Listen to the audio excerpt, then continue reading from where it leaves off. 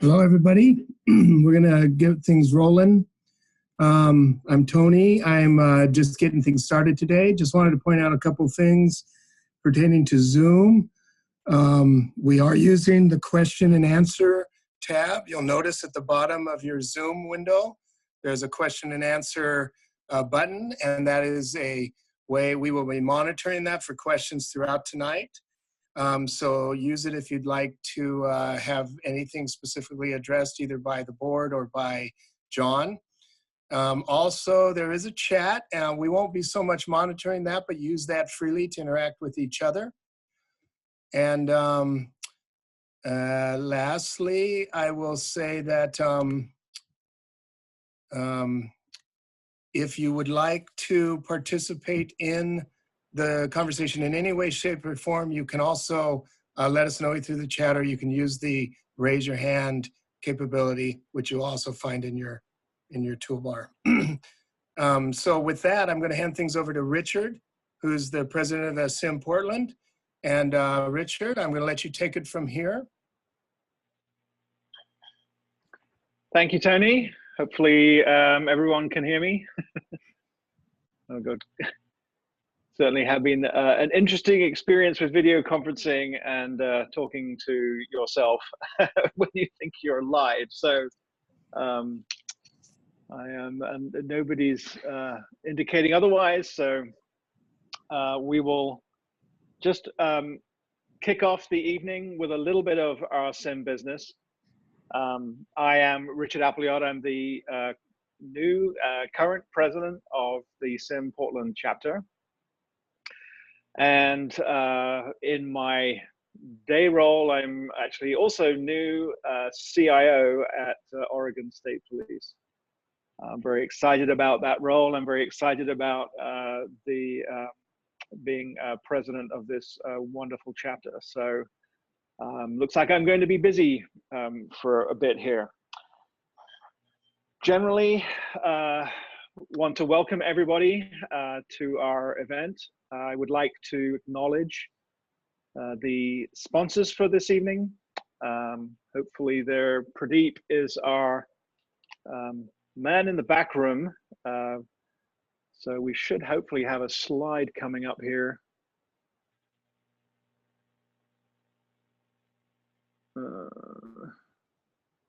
Which I don't see. Here we go. Ah, he started it up. Yeah. Great, wonderful. Thank you, Pradeep. So I'd like to acknowledge our sponsors. We have program sponsors throughout the year, Trend Micro and Vanderhouen. And without their support, we would not be able to do our programs.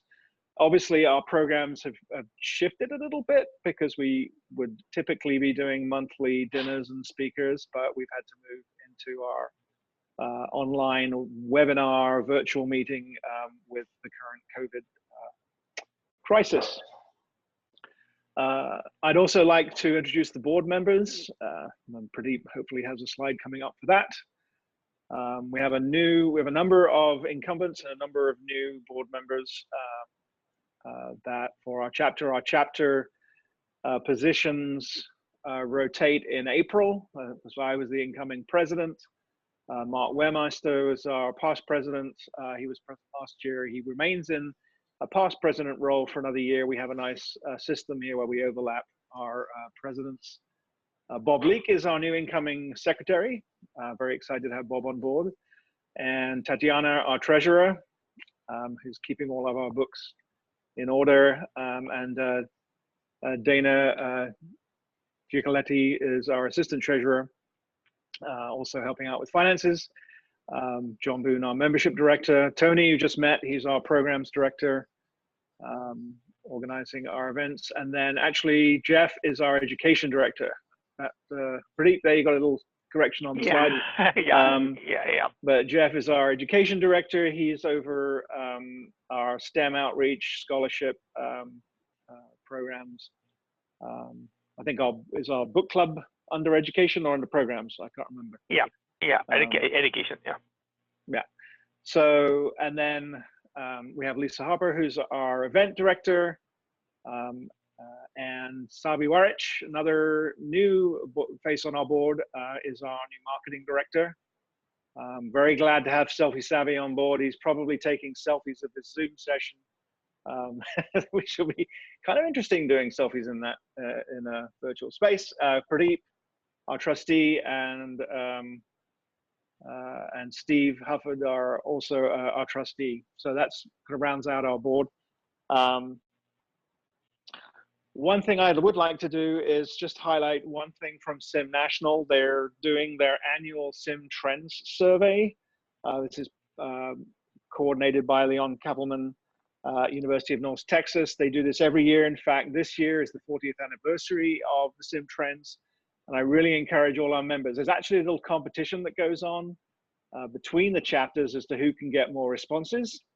So I'm sure we can engage Sabi in some way to trying to get some competition going, even at our local chapter level, about who gets the most people to sign up. That survey is a general survey about IT industry and then we encourage everyone to respond to that. So both practitioners, but also vendors and consultants and retirees.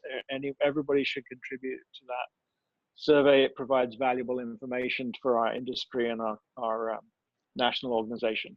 I will send out an email. You'll see that coming out shortly in a week or so to remind people, and we'll certainly have follow-up on that. So upcoming events. So this would be our last chapter meeting of the year. And we're looking at an online event in June, possibly. That's currently in negotiations. So certainly watch this space. We'll have more information about that as that becomes more defined. And then in July, we have our book club. And actually, I was at the last book club. It was a lot of fun discussion around the particular books that are being reviewed, but we go off in all sorts of side directions there too. So it's a very good social event. There's another one coming up in July, and that will be listed on the website with date and times for sign up. Unfortunately, due to the COVID-19, we will not have any social events. We usually have a golf social in June and then just a general summer social in July. Unfortunately, those will not be occurring this year. And then we kick up our events again in the fall in September. So we're hoping, watching and working with all the authorities and the announcements to figure out how that will be. So I think that was everything for announcements. John, is John on the line? Yes. Yep, I'm here. Not John, I meant John Boone. I know John wanted to say something. If he's available, we could promote him to speak. But if not, we will move on. Pradeep, can you see John online? Yeah. John Boone? Yeah, I'm looking here. Hang on a second here.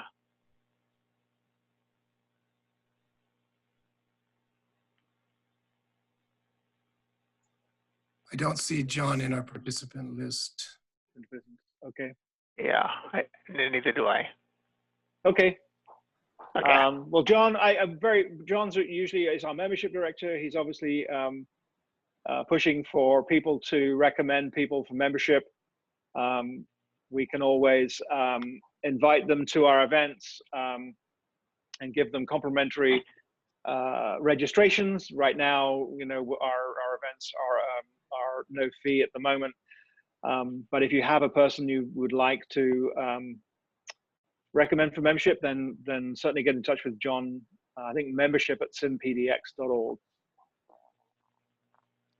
So finally, I would like to move into tonight's program.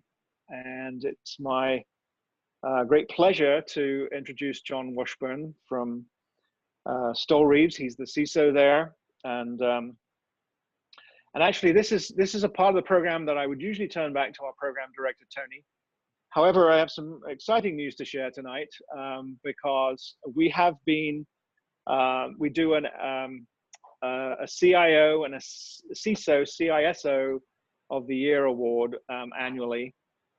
I think actually this year may be the first year we've done the CISO of the Year. But that process has been ongoing, and Fred Pond's been leading that work with an esteemed panel of evaluators that have been hard at work, and we have results. And I am actually very happy to share that Jon Washburn has been selected as CISO of the Year for SIM Portland. Thanks, everybody. Congratulations, Jon. We're making this informal announcement because we're kind of excited that we have our CISO of the Year actually speaking to us tonight. So that is wonderful.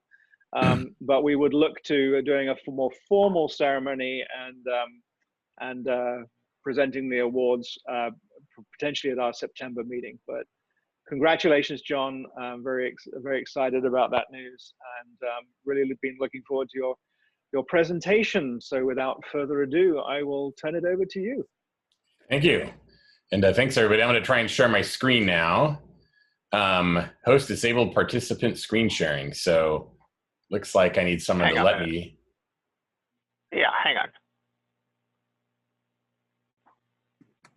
1 second, John.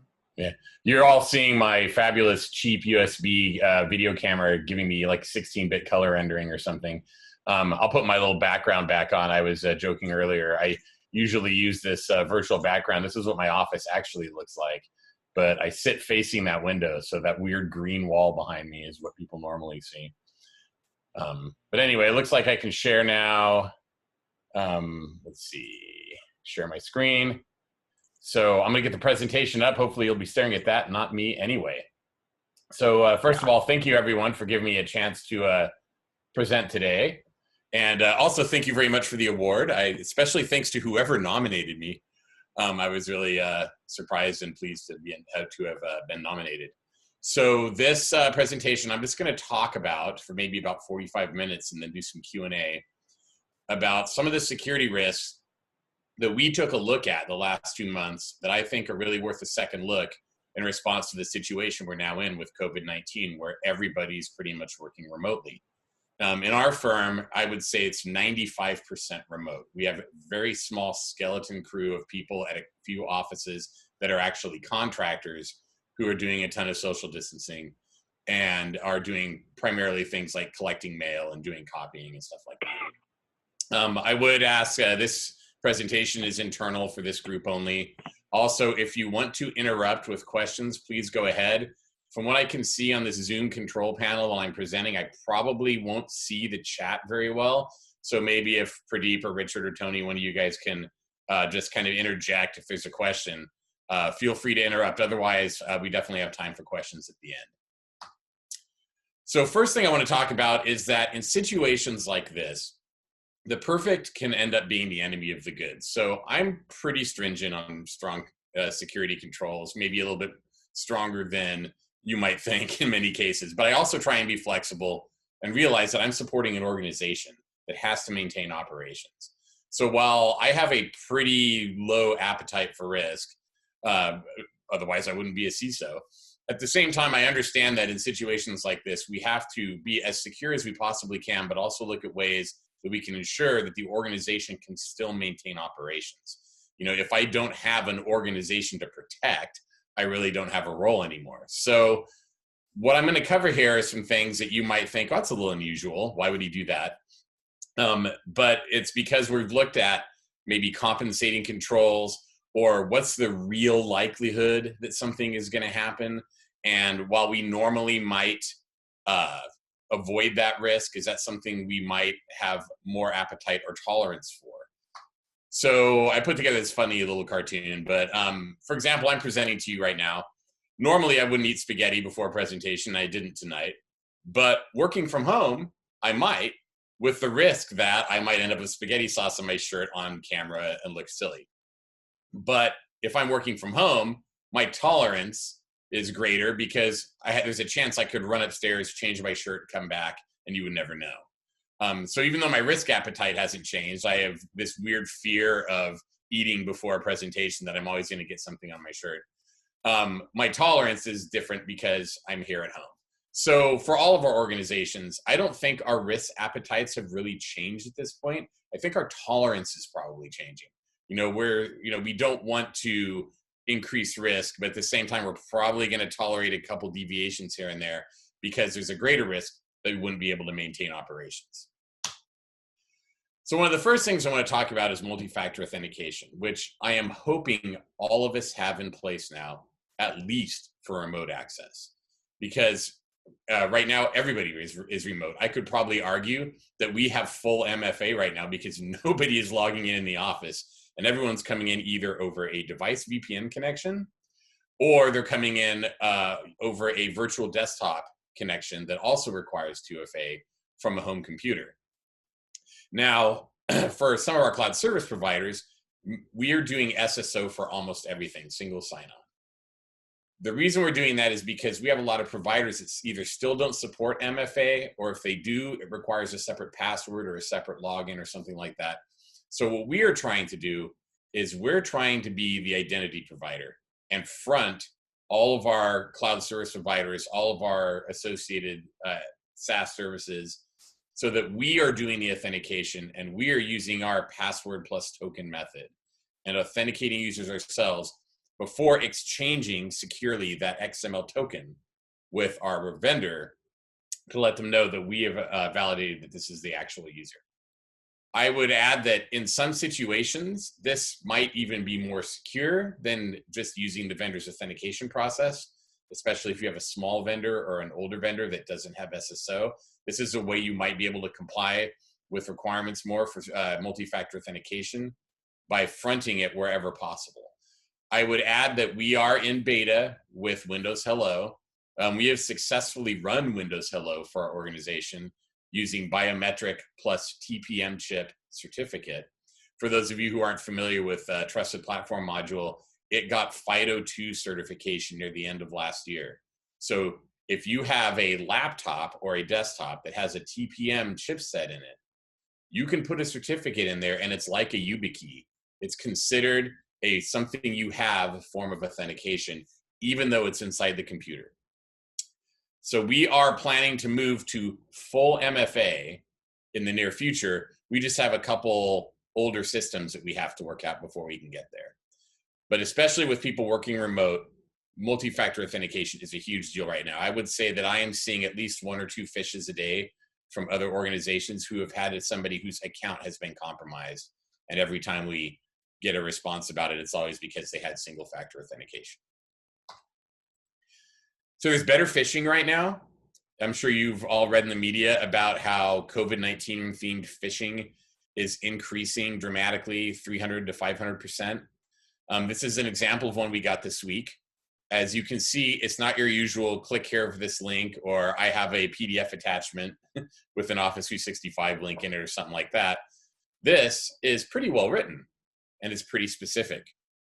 Now, the redacted parts here are our person who received it, and also another company that this organization was using in their ruse, because they think, oh, look, they're going to go check the conflict on this company, and it's a real company.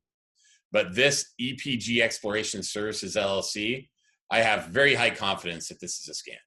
I could not verify anything about this entity. Why would they do this? As you can see here, $3.4 million, but because of COVID-19, we're uncertain about this transaction. Can you help us? All these scams do is attempt to get you convinced that you are working with a customer or a client. They are going to pay you money in the form of an international check, not a wire transfer. And then you're going to deposit that check. It's going to post, but it's not going to clear for up to 12 weeks. And in that window, the scammers are going to do everything possible to try and convince you to send a portion of that money on to somewhere else.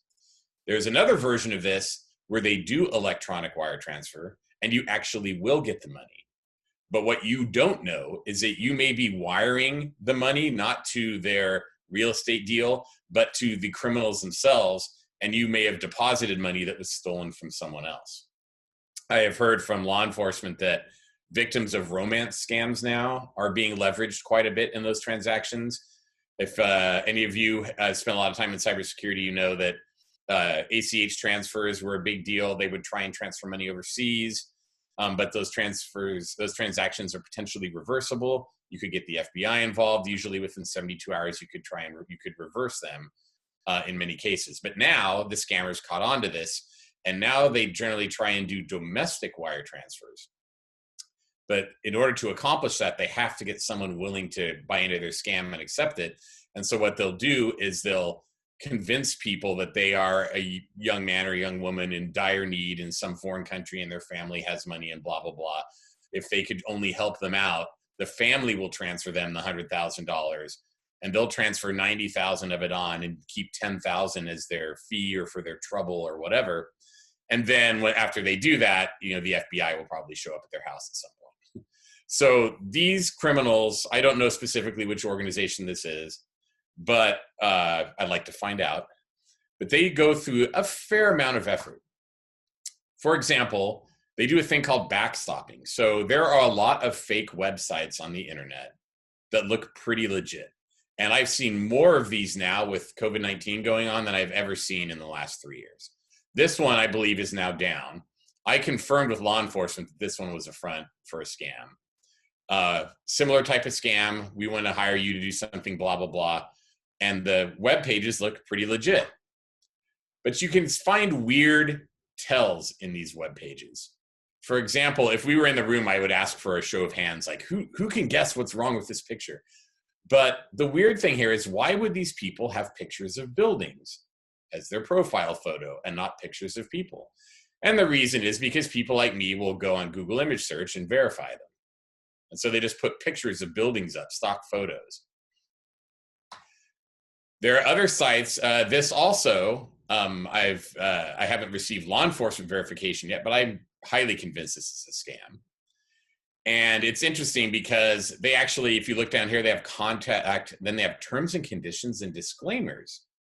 That's a lot of effort for a criminal organization. Usually they just kind of squeeze these out in WordPress as fast as they can. You'll notice there's no copyright date on the copyright. That's something you can verify. You also notice no certificate, which is unusual. Usually they'll get one from Let's Encrypt and they'll put a free certificate on there just to add to their campaign. But I thought, okay, if the scammers are going to go and do T&Cs and a disclaimer, I'll bet you they reuse them somewhere else. So I grabbed a section of the terms and conditions that didn't have like the SPG name in it or whatever.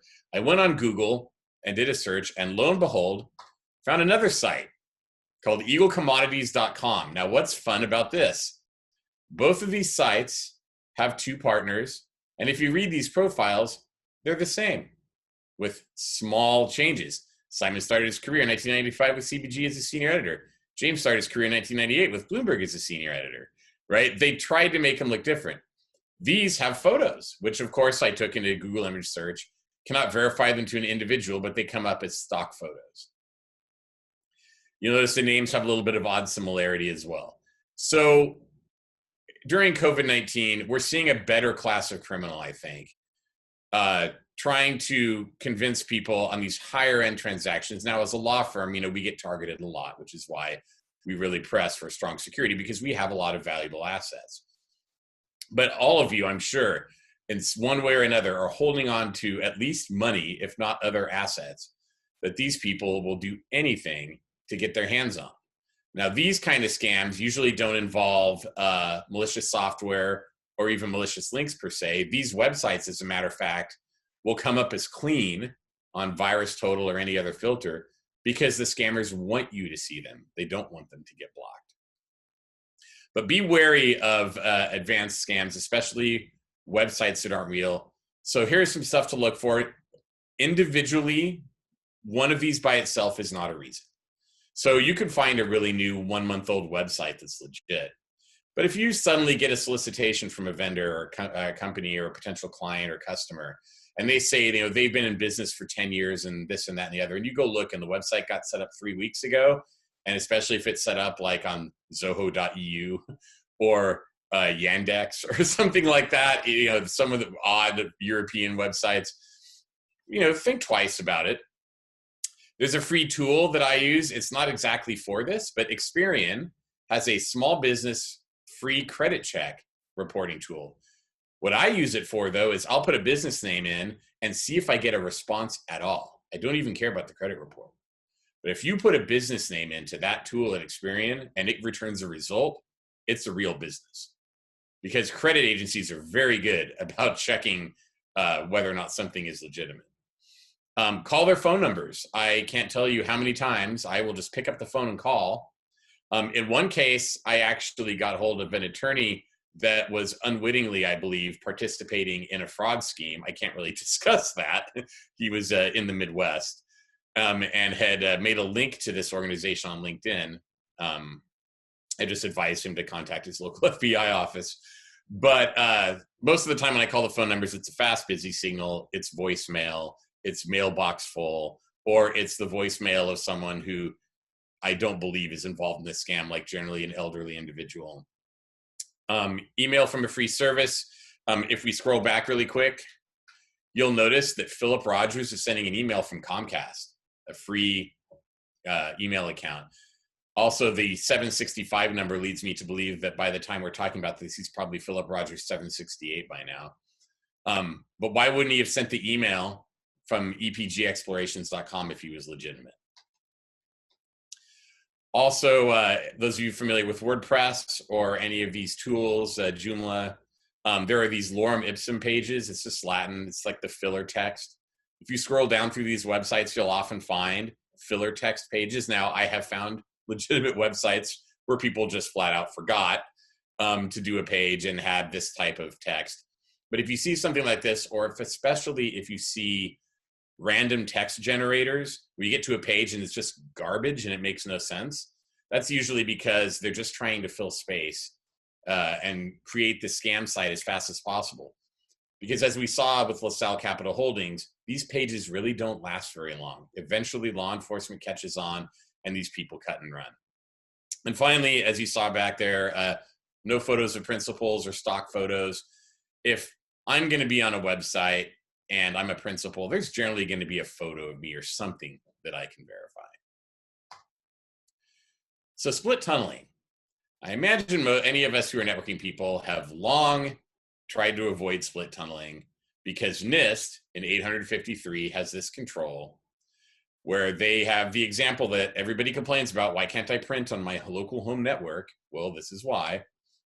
We do not want our devices, when connected over VPN, to become a bridge to another unsecure network. So we will not allow split tunneling. We will not allow traffic to both go into the VPN and then out the local network. However, as great as this control is, and believe me, I am normally against split tunneling with exceptions. And right now we are in the land of exceptions. So we are split tunneling video conference traffic right now. I get no value out of having traffic that is designed to be secure over the open internet piped back through my VPN connection and out my data center. Traffic that I can't even inspect anyway unless I want to break it. I mean, if I tried to inspect video conference packets, there would be no video conference. It's designed to work over the open internet from a trusted source like WebEx or Zoom or BlueJeans or Skype.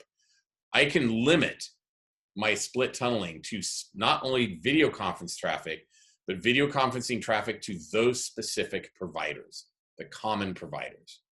I am not a Palo Alto user, but I've heard that Palo Alto actually has a switch for this on their next gen firewalls, like a selector box saying split video conferencing traffic.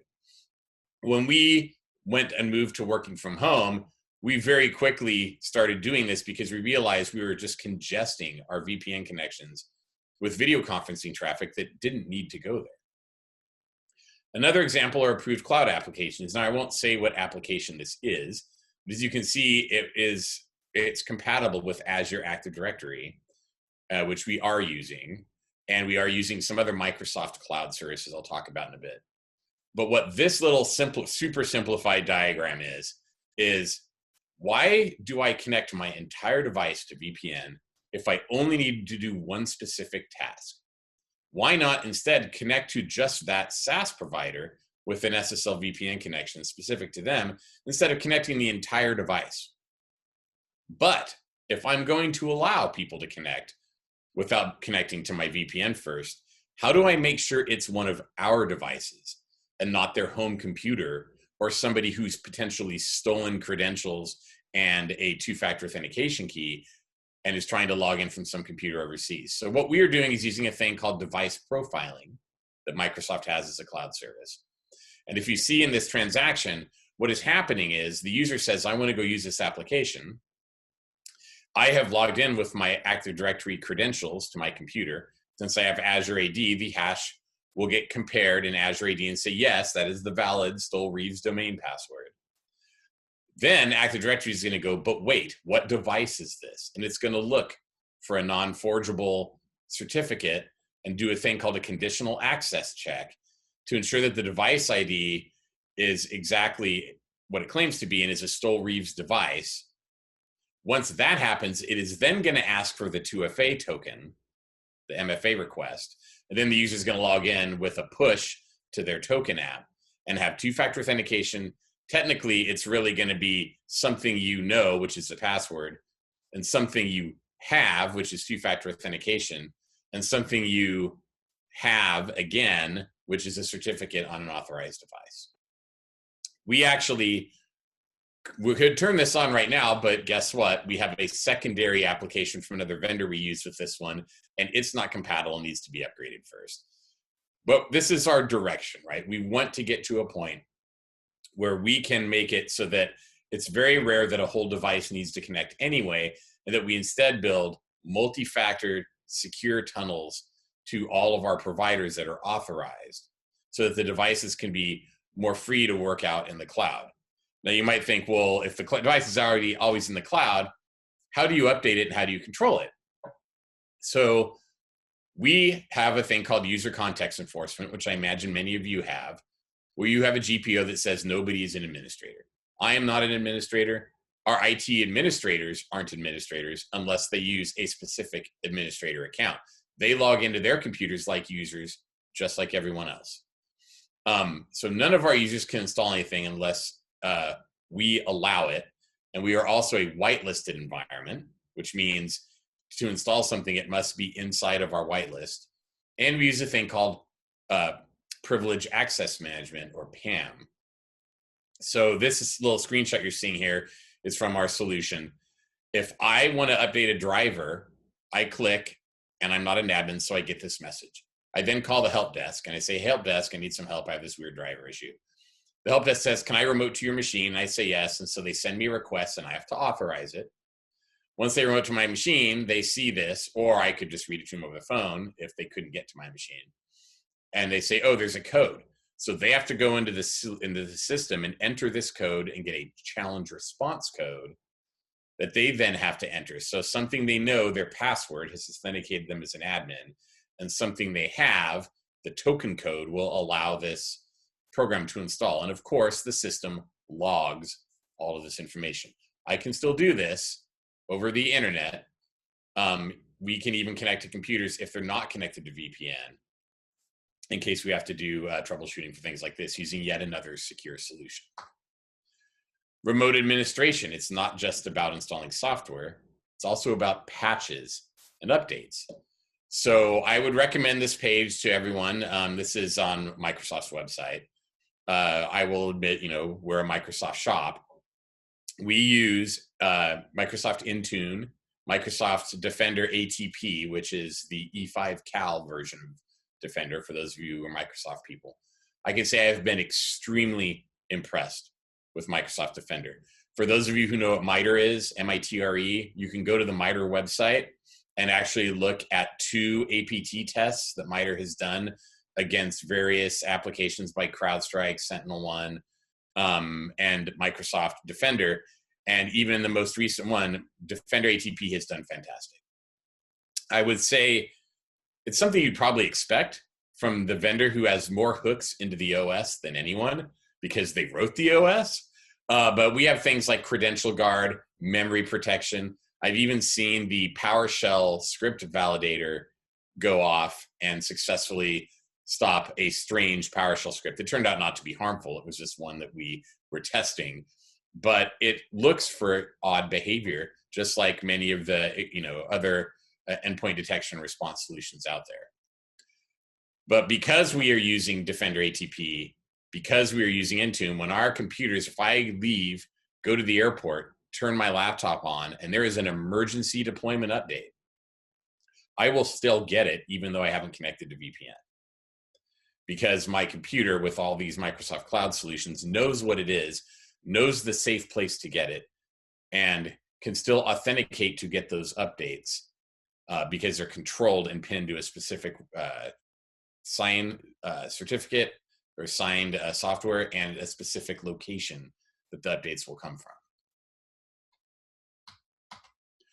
I would say remote administration is very important right now because for months, most of us are probably not going to be able to get people to come back into the office and get patches or get other updates. And we don't want to have to rely on people connecting to VPN and successfully getting an update over VPN, especially if it's a major update and the connection maybe times out or they don't stay connected long enough. So home printing. The legal industry is still paper heavy and paper by rule in some cases. So if I wanted to make a change to my will, I'm going to have to get it notarized, which means I'm going to have to sit in front of a notary physically and sign a piece of paper. As paperless as we may try to become, and I would argue, even if your organizations are technically paperless, you have users working at home who are likely going to want to print things out, if anything, to do proofreading. How are we going to manage that? Now, in our case, we have a requirement for paper that we can't get around. But this goes back to, one of the first things I was asked was, what about home printers? If someone steals the printer, breaks into it, they could get the disk out of it and they could, get the documents off of it. I said, well, if somebody purchased a large format office copier and has that in their garage, then yeah. But most of these, if not all of these consumer printers are not designed with memory to retain documents. The vast majority of them have goldfish memories. If you power them off and wait a couple minutes and power them back on, they have no idea what they did 2 minutes ago. You can't reproduce documents off of them. They don't, I don't think anyone has ribbon printers anymore. And even if you did, you couldn't really get anything off that. So we just asked people, does anyone have, and if anyone went on eBay or Craigslist and went and bought an old massive Xerox copier to do work at home, let us know. But if you have these devices, please connect them with a USB drive to your VPN device.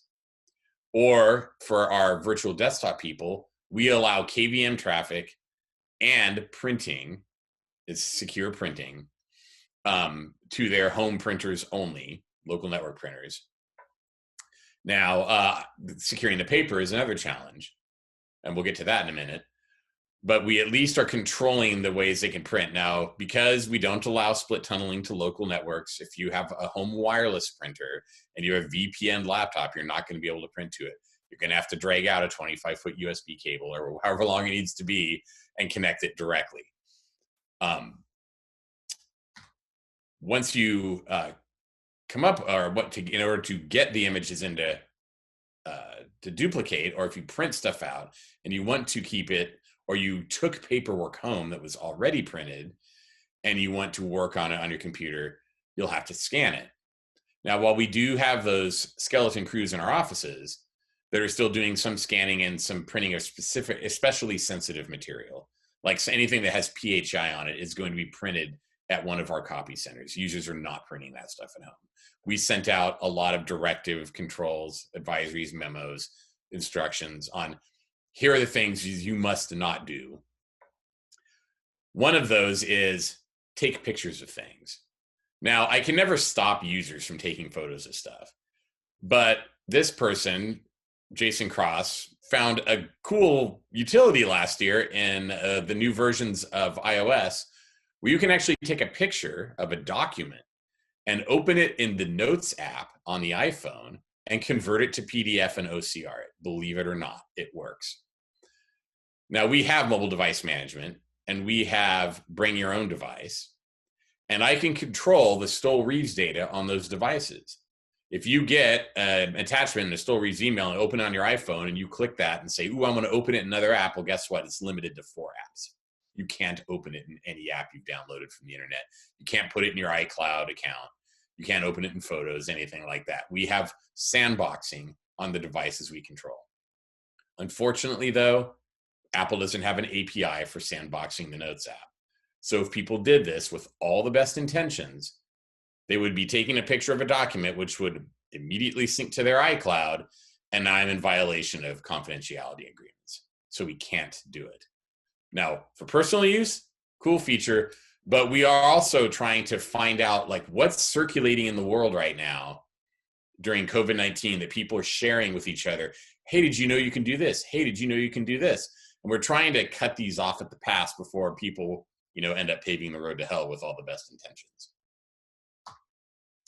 So all that paper I'm producing at home, I want to get rid of it eventually. I don't want to keep it if I don't have to. Now, when you're thinking about risk, what's riskier? Having someone purchase a P4 or better shredder and shred paper at home, or have them save all the paper they've been working on for N plus however many months, and then try and drive that into the office to get it into a secure shredder. It's quite a conundrum. I would say it's probably safer for people to shred next to their desk at home than transport it, if they can help it. So we had a lot of people ask, well, I don't want to keep paper. I print stuff for, proofreading. I want to get rid of it when I'm done. What do I do? And we said, well, you can go buy a shredder. We'd prefer you not print, but if you have to, go purchase a shredder. Believe it or not, you can get a DINS P4 shredder for $50. Now, I'm not endorsing this model, but if you go to Amazon, there are plenty of P4 level shredders for $50. Now, why P4? So if you're a shredding nerd, there are 7 levels of shredding. P7 shredders are expensive and create the same kind of particles your chop saw will in the garage. You better have a bag or a vacuum hooked up to it if you're going to run it, because it makes snow, basically. But a P4 shredder meets HIPAA and FACTA requirements for shredding paper to a way that is not reproducible with normal means. Now, P3 is the basis for crosscut shredding. So you don't want to tell people, go get a crosscut shredder, you're okay. It needs to be at least this level of crosscut shredder. Clean desk policy still applies. You're looking at my desk. Yes, it's normally like this. I'll sometimes have I have a glass of soda on it right now. But try and keep your home as clean as you would keep your office. It's important that the dog doesn't walk in and take a bite out of your stack of folders and run outside. It's important that your kids don't play with confidential material. Same reason you have to use the screen lock. It's important that we hit Windows key plus L when we move away, lock our screens, and also turn off digital assistants. So here in Portland, we all might remember about, I think 18 months ago, there was a couple here who had left their Alexa on and it misinterpreted a command and took a transcript of their conversation and sent it to a friend of theirs. Imagine if you were an attorney and that happened to you. It would be bad. So what we tell people, nothing against personal assistants. You'll notice there isn't one on my desk. But if you have one and want to use one, turn it off, do your work, turn it back on when you're done. By design, they have to listen to all the background conversation and sound in order for you to activate them. And while they are, Google, Amazon, they do everything possible to make these devices so that they don't accidentally record, and so that you can use them. I have a friend who has a physical disability that has an Alexa and gets a lot out of it. But they're doing everything possible. Nevertheless, if you don't have a business associate agreement, if you're a healthcare organization, or you don't have a data processing addendum, if you are subject to GDPR, with them specifically for this kind of a thing, it's a potential risk that I would recommend avoiding. So data loss prevention. I talked about paper, worrying about losing paper, but I'm also worried about losing stuff because people are home. They're probably going to store stuff locally. Well, I don't want to connect to VPN right now. Or, well, I really don't want to log into VDI. So maybe I'll make a draft on my home computer and email it to me, so I'll stop. right? Maybe I'll save the data locally on my laptop and then forget to upload it to the cloud later. No. So we've sent a lot of instructions out about that to people. We actually do not back up PCs. It is a policy at our firm. If you create work product, you will save it in the document management system. That's where it goes. We effectively don't use file shares. We have some for things like, a lockdown repository of installation software or something like that. But client work product goes in the document management system, period. The reason for that is we want everything to be available. And we also want to maintain integrity. With everybody working from home, if you have 3 people working on a project and they're all doing a different version of a document, which one is correct? Are they able to collaborate on it? Not if they're working locally. And so we're trying to keep people engaged, keep them in our cloud service providers, in our central systems, and trying to minimize the remnants of data that's going to be on their computers, on their desk, when they're working remotely. We have, of course, a plan to send out, once we start our phase 1, phase 2, phase 3, moving back into the office programs around the US, we are going to remind people, by the way, now that you're coming back to the office, don't forget you have the following duties in your home where you've been working for months to make sure that you have cleaned up or removed anything that's confidential and that things end up in their proper place. We, of course, monitored our email. We look for instances of people potentially emailing stuff to themselves. We want to prevent that. We obviously can't block things like, Gmail, Yahoo, Hotmail accounts, because we have clients who use them. If you have a trust and estates practice, you're working with individuals, not corporations. But we do monitor email just to make sure that everybody's playing by the rules. So I'll talk for a minute about Zoom, but I don't want to harp on them because I think Zoom got beat up a lot for stuff that really is either known issues or things that we should be taking care of ourselves. So Zoom, for example, you're in trouble when an attorney general of a state decides to come after you. But what we all may not have known is that this actually got resolved last week with nothing more than a memo. Zoom put a lot of effort into improving security. We could, things like the certificates in China being used for calls that didn't involve China were bad goofs. But every video conference company is doing asymmetric encryption using certificates in China. I mean, there's a map. You can look up WebEx. They have Chinese servers. You just have to be aware of what you're doing with video conferencing. So no matter what service you use, I think we should do all the things on the bullets over here. I noticed I'm on a Zoom meeting and I did not have a generic meeting ID. I actually had a password that was only for me or a link that was only for me, which is great. You had to authenticate to get into this call. There was a waiting room. Everybody was muted. File sharing, screen sharing was turned off before I got to show my presentation. I'm hoping nobody's duplicate logged in and that the meeting is locked. I believe it is. I'm not too familiar with the interface on Zoom. But all these things we just kind of normally do. If we do all these things, we should be fine. There are only 2 things really that are an issue that I had, a major issue with Zoom. One is the type of encryption being used. So this was a stupid mistake. So AES is a block cipher, and AES 256 we're all familiar with. AES 256 is also used in speedy internet communications, not just to encrypt hard drives. For example, AES is used in TLS communications because it's more efficient to send that symmetric key back and forth than to do, public-private key exchange the entire time. But AES has many different modes of operation. And the one that nobody uses is electronic codebook or ECB mode, except for Zoom. So if you did a video conference in Zoom, this is what it would look like, the middle image. This is from Wikipedia, but that's about what decoding or encryption in ECB looks like. It sees patterns still because of the way it encrypts and decrypts the blocks. You can catch patterns in it. So nobody uses it. That was a big mistake. Now, if you look to the right, any other mode will pretty much produce that.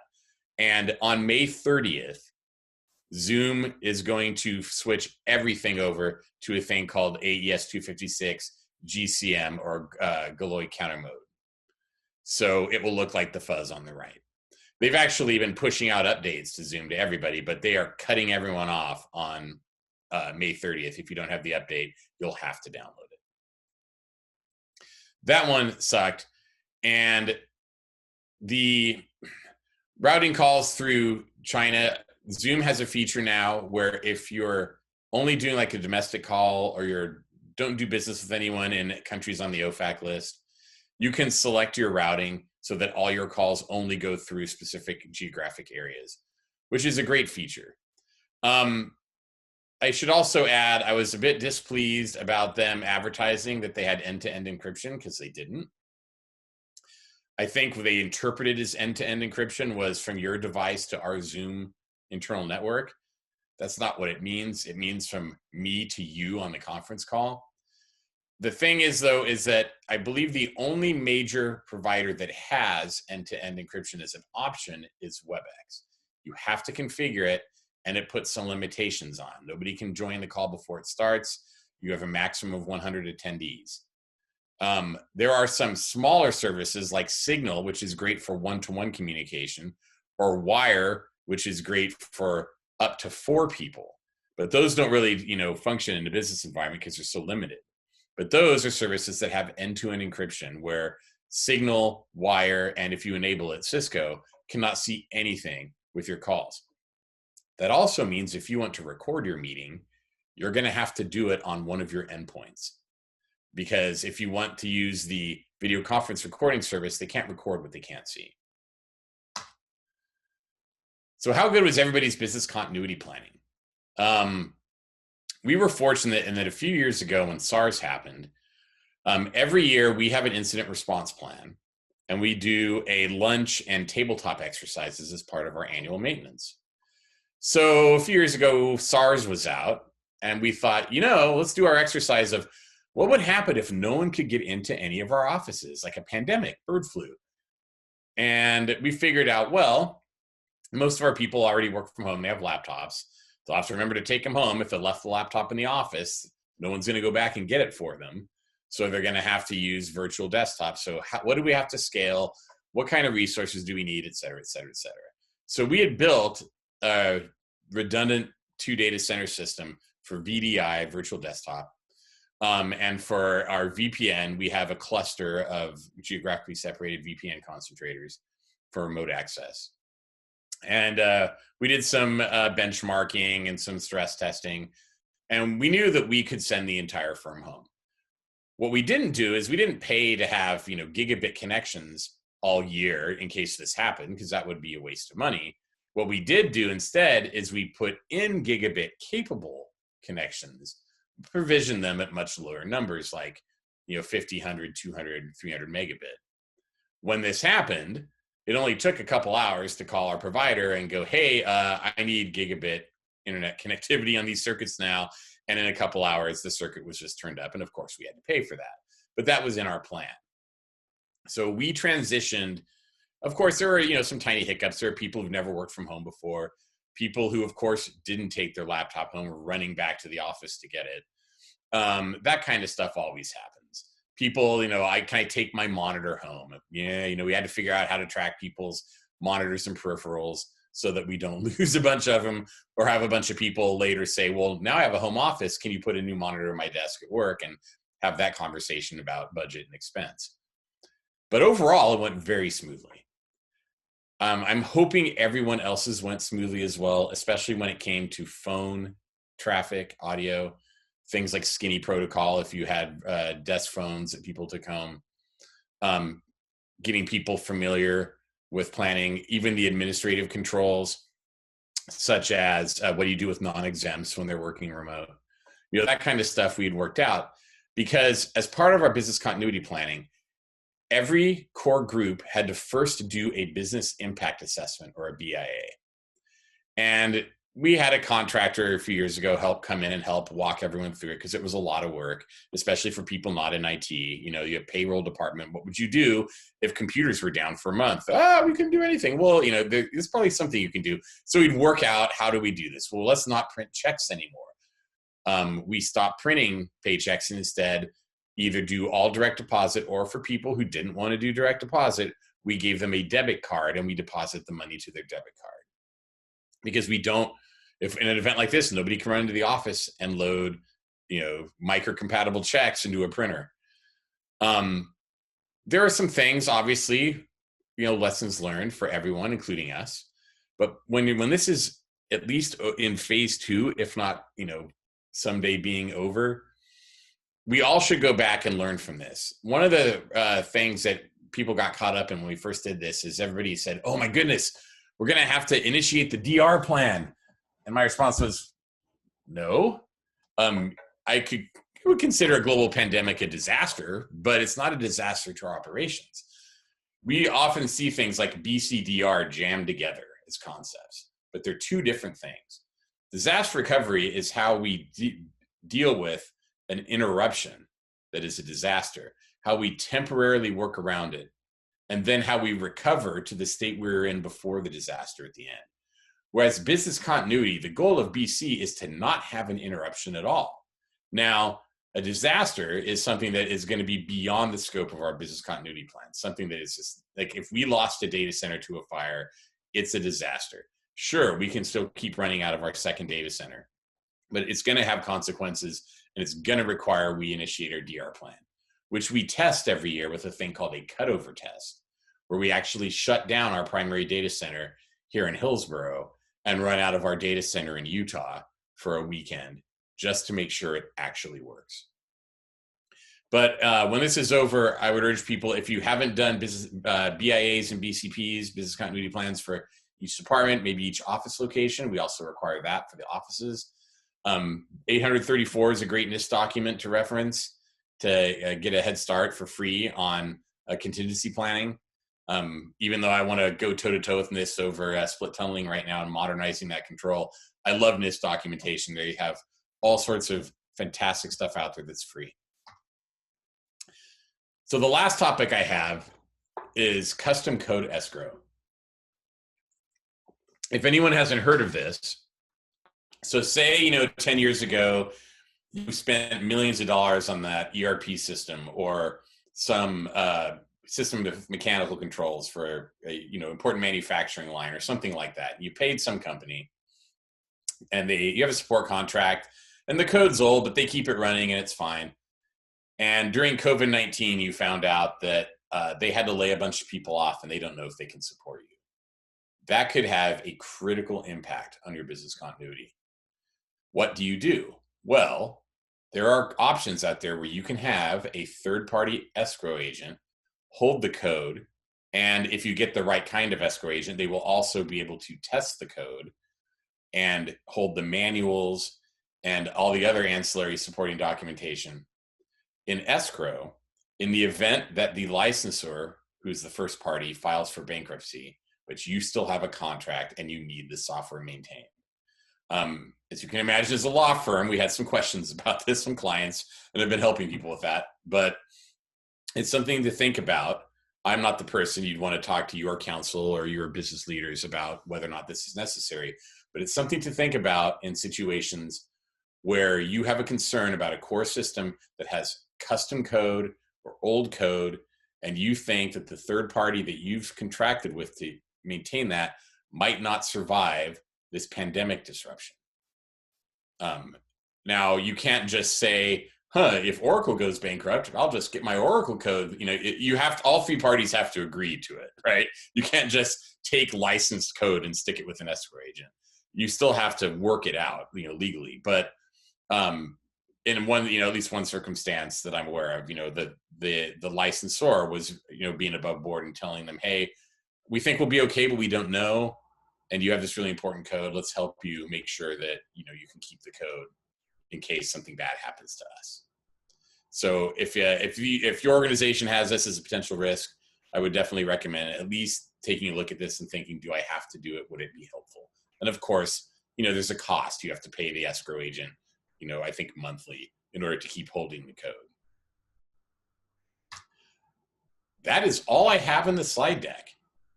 And I saw some pop-up stuff going on in chat. I want to see if people had any questions. Oh yes, there are a bunch.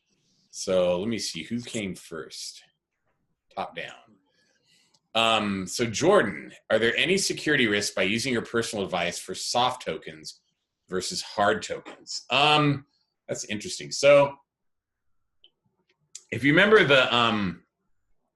I would say potentially they're pretty narrow though. So if you wanted to go 100% as secure as possible, you probably want to use like an RSA hard token or a YubiKey rather than have a soft token on your phone, just in the case there was a potential issue with the OS or the operating system could get compromised that would grant an individual access to the token on your phone.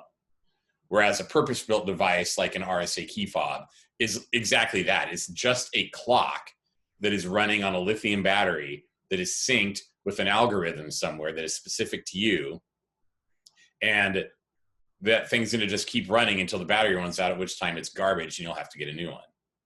So it is stronger to have a hard token than a soft token, if only because the soft token is dependent on the system that's holding it versus the hard token being, self-maintained and not as susceptible to something like an OS compromise or an outside attack. Next, let's see. Do you see MFA requirements increasing such that solutions like Duo won't comply in the near future and that more expensive or new solutions will be required? No, I think solutions like Duo and soft tokens generally meet requirements. I mean, hard token is going to be something crazy. Like if you're doing things that are subject to ITAR, like the International Trade and Arms Regulation, then you are probably going to have to do a hard token. But if you're doing nuclear material, something like that, you're probably gonna have a hard token. But for most businesses, Duo is gonna be fine, or any other kind of soft token. As a matter of fact, in my personal life, I use Google Authenticator and QR code generated tokens as my 2FA for everything in my personal life. I'd rather do that than SMS, which is not secure. I know Google now, they still support Authenticator, but Google has moved to a push like Duo has, where you can say, send me a push instead of typing the numeric code in. It's also good.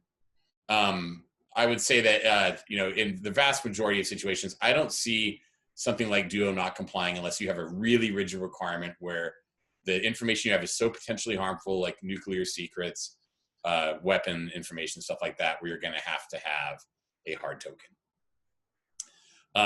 Zoom is trusted traffic. Yeah. So if people have, I'm sure, read about, so Zoom is part, software development is done by 3 companies. 2 of them are owned by Zoom in China. And one of them is owned by some mysterious group in China that I don't think anyone is entirely sure of yet who owns it. So there are some interesting conspiracy theories flying around. And potentially, there could be some concerns with that. But the bottom line is, I would say any vendor you use right now is going to have overseas programming. Unless you're following really rigid, like, DFARS requirements or something like that, and you're writing code themselves, like, I don't know if that Charlie's on here, but, Packstar is going to have to follow really rigid rules for what they do because of what they make. So in situations like that, it depends on what you can or can't trust. But for most of us, I would say if you have strong NDAs, strong SLAs, and an organization like Zoom right now is extremely motivated to get their security issues resolved. They are moving unbelievably quickly. I mean, the routing option thing, I could actually trace that and make sure that that's legit.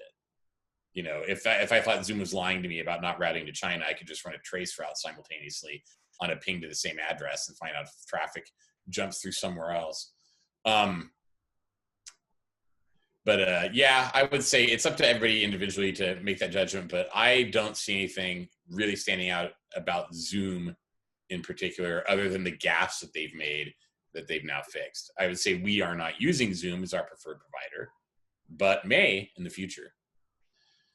Smartphones are listening. Depends. I don't use Siri on mine.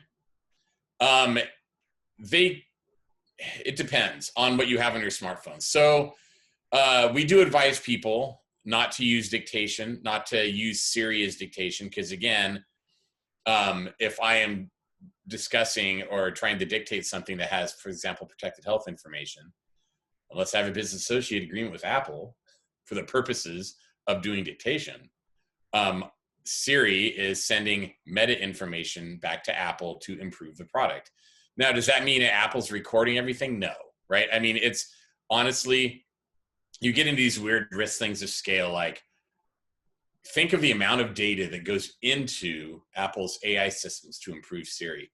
What value, imagine the cost there would be for them to parse and actually make sense of that data in a reusable way that's identifiable.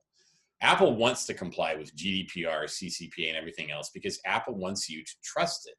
If we didn't trust what we had on our phones, we would not want to use them and we move to other devices. So I would say that smartphones could be listening depending on what applications you have enabled, but we've advised people to be cautious about that and don't leave Siri on. There's an accessibility setting, for example, that you could turn on if you want to just talk to Siri and have it respond to "Hey Siri" all the time. But we also advise them to turn those things off. What document management system are you using? I don't think we signed an NDA for this, so I don't know if I should talk about it. But it's pretty safe. Like, I'll talk about it. So we are using iManage DMS. We are using the iManage Cloud. The reason I'm going to mention it is because I'm actually probably going to do a recorded panel interview with them on a element that I'm helping them with called Threat Manager, which is a DLP solution built into iManage that will alert me if people are doing anything weird, like somebody suddenly decided to export 100 documents. Why would they do that? And I'll go look, it's because a client, we had to produce something for a client. It's all one client. The person's authorized to access it. It makes sense, fine. But if, say, I got an alert in Threat Manager that showed an individual was in their personal workspace exporting a bunch of personal files, my first thought might be, are they leaving? So there's a lot you can get out of watching a DMS. We went full DMS only in what we call matter-centric, where everything is separated by matter. So it's not just by client, it's also by matter. So if you're a client and had 100 matters, it's not necessarily the same people working on all 100.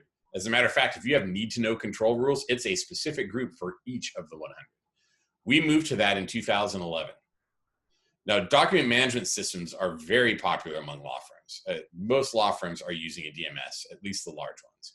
For some strange reason, document management systems have not really made it into other industries yet, and I don't know why. I think document management systems are a rudimentary control that we should have for managing our information. For those of you who are ISO 27001 certified, you'll know that it's based on the ISO 27002 Code of Practice. And in section 8 point something, I don't think I can get that one by memory, but there are the 4 things that an information owner has to do in the controls, right? They have to know the value of the information they bring in. They have to classify it or categorize it in our case. They have to know who should have access to it or not, and they have to know when it can be destroyed. If the information owner, the person who brings the information in the organization in, does not do those 4 things, it increases risk. Because if records or IT has to do it, they have to guess. The reason I said classification categorization for us, we only have 4 classifications of data because we have so much sensitive data that our default is sensitive. We also have business data that's sensitive to us but isn't client data. And then we have personal data and archives or backups. But that's it. We treat everything with maximum security level. However, we have over 100,000 categories of data. Remember, every matter is a category.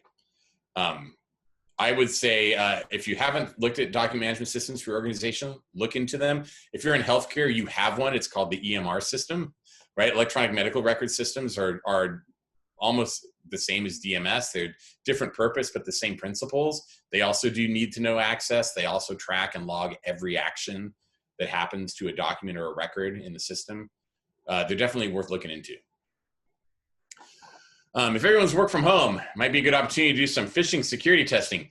Oh, yes. So we use KnowBe4 as well. We have a different, I have a little bit different testing philosophy. I don't just do random testing because we get so much phishing, like that one you saw before. I mean, we caught that, right?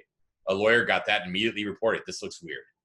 You know, because we do a lot of awareness, poster campaigns, emails and stuff, but we do a quarterly phishing test where I custom write the phishing and go after people. And so it's become a game. Can I beat Jon Washburn's quarterly test?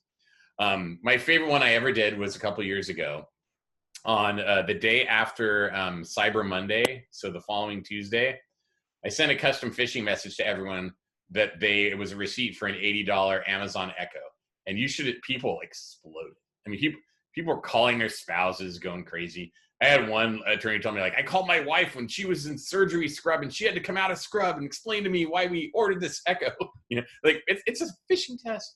They didn't look and see that the link actually was in Amazon, but I just scraped an invoice to do it. Needless to say, though, that got everyone's attention. And even that person who was upset, he said, you know what, though, I understand why we do it. Like, they get it, you know. So yes, we did a phishing test this quarter, and we actually, the ones we're focusing on right now are macro-enabled attachments. So in addition to being the firm CISO, I'm also a resource for our data privacy and security practice. I'm not an attorney, but I help the attorneys when it comes to things like helping clients manage data breaches, manage cyber attacks. I work a lot, especially with one of our partners down in the Salt Lake City office, who does a lot with firms that are suffering from ransomware attacks, stuff like that. So I have seen firsthand a lot of bad situations where people open a macro-enabled attachment, and even though they had user context enforcement, even though they had whitelisting, it still ran because the macro was allowed to run. And so we do a lot of training on that. Now, we also have many other layers on top of that, but you know, I operate in a zero trust model. No one is immune. So absolutely continue phishing testing. Now, our finance groups, we pummel them more frequently with all the advanced tests. I mean, really, like, ones that I would have customized if they weren't already in a can for the advanced tests. And we do it about twice a month, and they smoke them. I mean, they're so good at them now that, you know, they find the real ones and report them often as well. But yes, definitely keep doing it. Yes, Zoom just bought, is it Key Vault? Key something that handles end-to-end encryption. So yeah, it will not surprise me if Zoom gets end-to-end encryption going. Now, whether or not you trust Zoom, the nice thing about end-to-end encryption is you don't have to trust the provider if it's working properly. So there's a concept called perfect forward secrecy. There's a thing called Diffie-Hellman key exchange. And I was at RSA a couple of years ago, and Winwood Diffie, who looks like he should be fronting a 1960s folk band, is still doing presentations on this algorithm. Anyway, it's the concept of perfect forward secrecy is basically that in his application, the two servers agree on a key, and it's a temporal key. It can only be used once. And they agree on it using a mathematical formula that can't be interrupted. If you interrupt the formula, you break the formula. So for people who've read Neil Stephenson's Cryptonomicon and are familiar with one-time pads, which is an old trick from the 1940s, the 50s that CIA used to use, where you and I would each have a deck of cards or a pad or whatever, and we'd have codes and one code per page. And we would know that when we communicated with each other, we'd use that code, we'd tear up, throw it away, use the next code. That kind of stuff can't be intercepted. It's still secure. So perfect forward secrecy uses the same principle. If you set up Exchange with TLS 1.2, if you're on new Exchange, I believe it uses Diffie-Hellman by default. So we can't even get into the keys for our TLS Exchange. The same type of setup is what Zoom should be doing with this firm and setting up a key exchange that cannot be intercepted. It would not surprise me at the rate that they're burning through stuff to see them offer end-to-end encryption very soon. If they do, they'll be ahead of Teams, they'll be ahead of Google, and they'll be ahead of Facebook, and they'll be ahead of Blue Jeans, who don't have this right now. Although I have heard that Facebook and Google are furiously working on competing with some of the stuff that Zoom has out right now. So it wouldn't surprise me to see. I should correct myself. Facebook does have, and Apple has end-to-end encryption with FaceTime, and Facebook has end-to-end encryption with WhatsApp. But again, those don't scale for business. They're working on scaled versions of end-to-end encryption. Vulnerability scannings on remote workstations, clients on the endpoint, vuln scanning through VPN. So we are not scanning the endpoints over VPN using something like Nessus. We scan ourselves with Nessus, but we are sending telemetry data to Microsoft through Defender ATP. So our systems are doing regular scans using the ATP agent and sending telemetry data back to Microsoft, not file data or any kind of data. There's a list that you can pick and choose from. So we were careful about the list to make sure we weren't sending documents or email communications, whatever, back to Microsoft. But in addition to getting the most immediate definitions, remember, a vuln scanner can only either see behavior or measure something against a signature. Otherwise, it will just look at stuff, right? So Defender, as an EDR solution, does look for patterns in addition to signatures. And so our devices are scanning themselves at least daily and sending that data back to Microsoft so that Microsoft can build telemetry information on what we're seeing in the regular scans so that it might detect new behavior. So I would say look into a little bit more about how you can use Intune and Defender ATP to manage devices remotely and some of the stuff that ATP can do. Key difference, advanced threat protection, ATP. This is not the regular Windows Defender. It is the Windows Defender advanced threat protection version that requires a higher end license. It's the same thing they have in Azure ATP for Azure threat protection. How big is the IT team at Stoel Rives? So first of all, I'm not even in IT. I used to be. I was the person that built the data center environment that we have now and was the infrastructure director for a long time. But I am my own risk group, and I sit outside of IT actually and report to the COO and firm counsel. Adam Nelson is our director of IT, and he has a team of about 40, I think, at this point. They're all tier 2 and tier 3. We actually subcontract our first tier help desk to another company that does all the, how do I turn my monitor on? How do I fix this weird thing? Can you help me with this setting? All that kind of stuff. But we have a tier 2 and tier 3 team on top of that. Now, I have a crew of 0. I actually outsource MSSP services to a third party for all the 24/7 monitoring and ticket analysis and all of that. And then I leverage some of our IT people, our engineers, to do things like investigate security issues. I would put our 2 senior network engineers up against any security personnel. As a matter of fact, I have. A couple years ago, took them to a red team, blue team exercise. And not only did they win, they started hacking the control station during the exercise. So I'm very proud of those 2. So I leverage them for stuff, but their primary job is to be senior system engineers, senior network engineers. But yeah, we are very efficient though. Like I said, user context enforcement we've had for years, whitelisting we've had since 2012. All of our servers are virtual. All of our updates are done using PowerShell scripting. So we only have one system left that we have to manually update. We do things in a staged, graded cycle. So test, dev, servers go in week 1. If everything passes that update test, then lower priority prod servers in week 2, then there's a week skip, and then week 4 is live production. And we roll and do our analysis of the critical and security updates. Of course, we still do manual, the financial management system says you have to update to this. That's still going to be manual.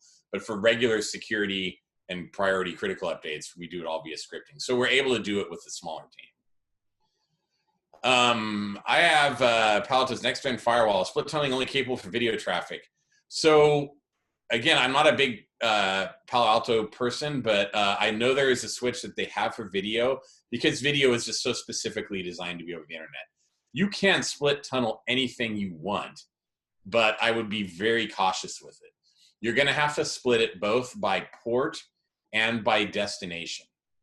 So I wouldn't go in and say, I mean, honestly, I probably wouldn't use PANs like allow video traffic to be split, because there might be something out there that's a video chat network that isn't trustworthy and is sending video traffic, and I might not want to split tunnel that, you know.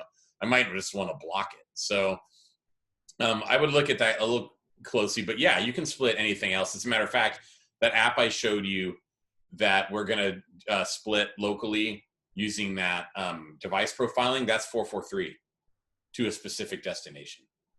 So I can't just say split tunnel 443 traffic. That wouldn't make sense. But I'm going to split it for that one cloud service. Keybase, thank you. Yes, Keybase. Let's see, scroll down. Were there any other questions? Are there any security issues with Teams? Oh boy. So in addition to being the firm CISO, I'm also the privacy officer.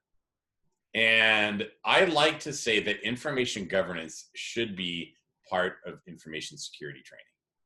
It may kind of is, but they're kind of still separated.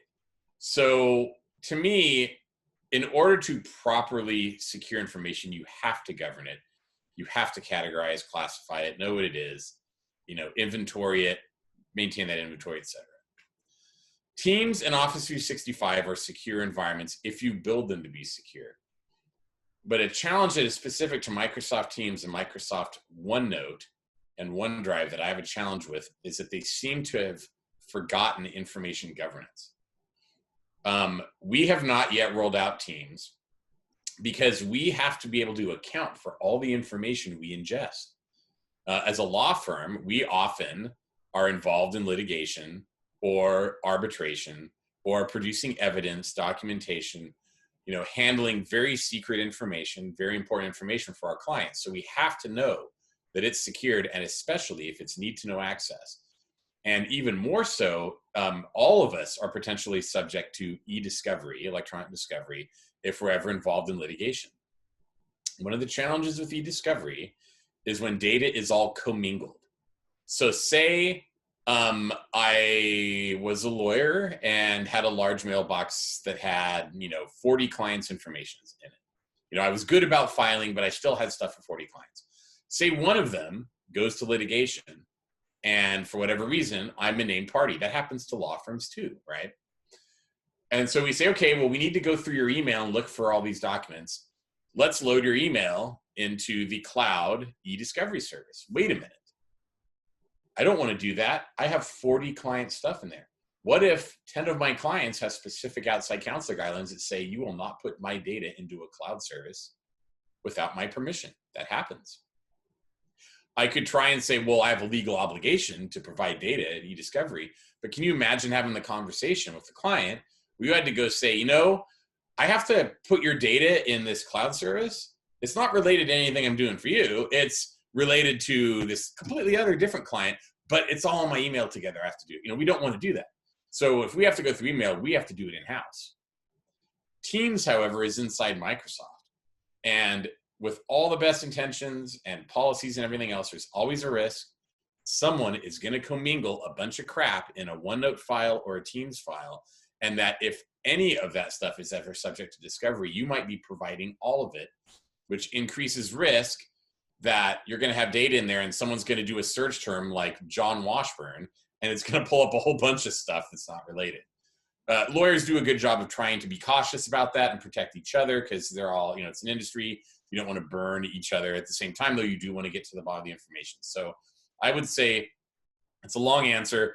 I would say the issue with Teams is making sure that you have a plan on how you're going to manage the data that you're putting in Microsoft Teams. Security in the form of health, thermal scans, attestations. Hey, John. Yep. I just want to mention this will be the last question. Okay. I figure I was getting close. Our timeline. Nope. Yep. You're doing great. You're doing fantastic. This is awesome. I'm going to let you close it out. These are fantastic questions and answers. This will be the last one. It's the last one in the list, and I'll let you close us out for the night. Oh, cool. All right, thanks. Yeah, health thermal scans, attestations. How do you ensure the integrity of results? Oh boy, that's what a great question to end on. So one of the things I like to talk about, so in security, we have confidentiality, integrity, and availability, right? Those are the three pillars of security. And for a law firm, they kind of go in that order, right? Confidentiality is sacrosanct. We have to protect confidentiality at all costs. Integrity is also important because I want to make sure I have the right version of the document or the right version of the evidence that I'm going to refer to. And of course, it needs to be available. But you know, in the hierarchy of those things, confidentiality is really number one. I like to argue that for healthcare, it's integrity, availability, confidentiality. And I think that's why we have HIPAA, right? Because if you're in the hospital and you're bleeding and you're in the emergency room, you're going to have, blood typing is going to be really important. And that blood type is going to have to be accurate more than anything, right? If they give you the wrong blood, you die. So integrity of the information is extremely, extremely important. And it must be available. If you've had your blood typed, but they can't get at the data, they're going to have to blood type you again. And doing that while you're in the emergency room is not going to help you. So integrity and availability are really important. Confidentiality is important to you as a patient. But frankly, I think hospitals, when you're in the ER, confidentiality is not the primary concern. As a matter of fact, if you look at HIPAA, HIPAA does have provisions like you are not to interrupt patient care for the sake of complying with HIPAA. You know, you have to comply with HIPAA, but you can't put a life at risk to do it. So I would say that, thermal scans, all this stuff, it is a challenge. The security is only going to be as good as the system that is holding it. And ensuring the integrity of the results is going to be really on the software provider to validate somehow that you are you. And whether it's biometrics, whether it's blood type, or if you want to get crazy, eyeball patterns or breath ketones or stuff like, there are all these things that can even do an even better, job of identifying who you are. It's going to be challenging because the better the device gets with the lower frequency of false positives or false negatives, depending on the system, right? You want the lowest amount of false positives. You don't want something to be, to grant access when it shouldn't. And in this case, we also want to not have a false positive. Yes, this is the identified user with whom we have authorized to have access. In order to improve the system, you have to invest more money, right? You have to do things like elliptical curve cryptography, or you have to do things like eyeball scanners, or at our data center in Utah, I have to scan my entire hand. It's not looking at my fingerprints, it's looking at my blood vessels. That is an expensive scanner.